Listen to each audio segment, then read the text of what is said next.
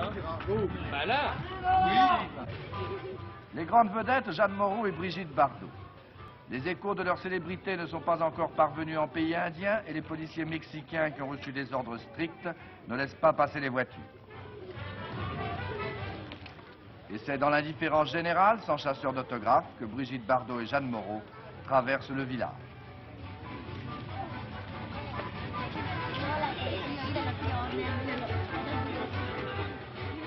Suivant la tradition des gens du voyage, elles habitent dans des roulottes. Jeanne Moreau, c'est Marie 1. Brigitte Bardot, Marie 2. Qui est exactement Marie 1? Une femme fatale, une femme dangereuse, une femme amoureuse? Oh, rien de tout ça. C'est une femme qui était comédienne, qui a été danseuse et qui a échoué dans une petite tournée qui traverse les pays d'Amérique du Sud. Elle est chanteuse de café-concert et elle fait un numéro avec une jeune femme qui s'appelle Janine. Et puis un jour, Janine meurt, disparaît. Et c'est à ce moment-là qu'entre dans sa vie et dans sa roulotte Marie 2. Et qu'est-ce qui vous arrive exactement à Tepozlan, dans le scénario? Ah, Tepozlan, où nous sommes ce soir, eh bien, nous allons à un bal. C'est après le numéro, après la représentation, nous allons tous souper. Et c'est là que Brigitte rencontre l'aventure sous le portrait de 3 Mexicains. Vous êtes très courtisée dans ce film? Je suis courtisée, pas tellement. J'agis beaucoup, j'ai un amoureux, mais il meurt. Pas de chance. Non. C'est un rôle nouveau pour vous, ce rôle de femme d'action Un petit peu, mais c'est surtout le genre du film qui est nouveau. Et puis, ce qui est nouveau, c'est de voir 2 femmes ensemble.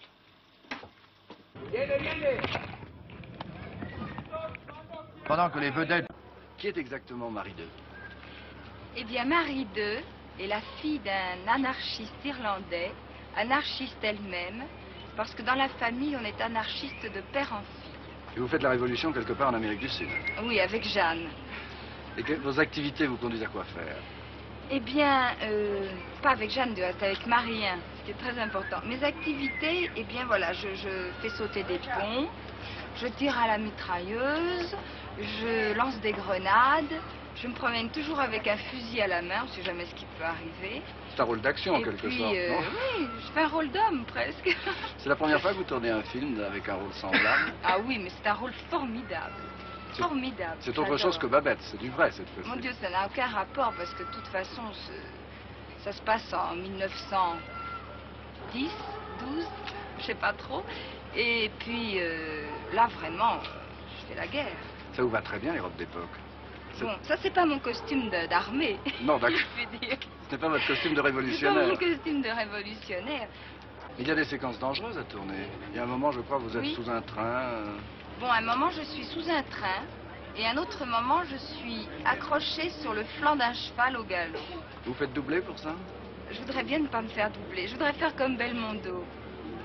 Le faire moi-même. Vous êtes une grande écuyère? Je ne sais pas du tout monter à cheval, mais de toute façon, comme je suis accrochée sur le côté du cheval, ça n'a aucun rapport.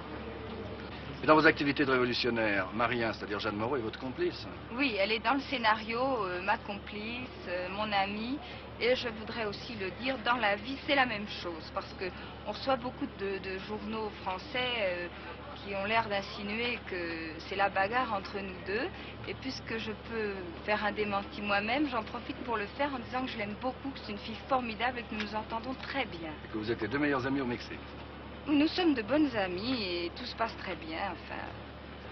Et vous avez eu le temps de faire un petit tour dans la campagne mexicaine, d'aller aux pyramides? Bon, j'ai vu les pyramides de Teotihuacan qui sont des choses merveilleusement belles. On se sent tellement petit dans tout ça, c'est formidable. Et puis j'ai vu un petit village très très joli qu'on appelle le Montmartre mexicain qui s'appelle Taxco. C'est ça, ça ressemble un peu à Saint-Tropez, non? Bon, mettons, moi je veux pas faire de comparaison avec les choses, ça ressemble à ci, ça ressemble à ça. C'est Taxco et c'est ravissant comme c'est. Bon, bien écoutez, merci, je vous laisse aller faire sauter. Bon, écoutez, il Oui. faut que j'aille faire sauter un pont, je suis très en retard, je m'en vais. Au revoir. Parce que jusqu'à maintenant, tout va comme vous voulez?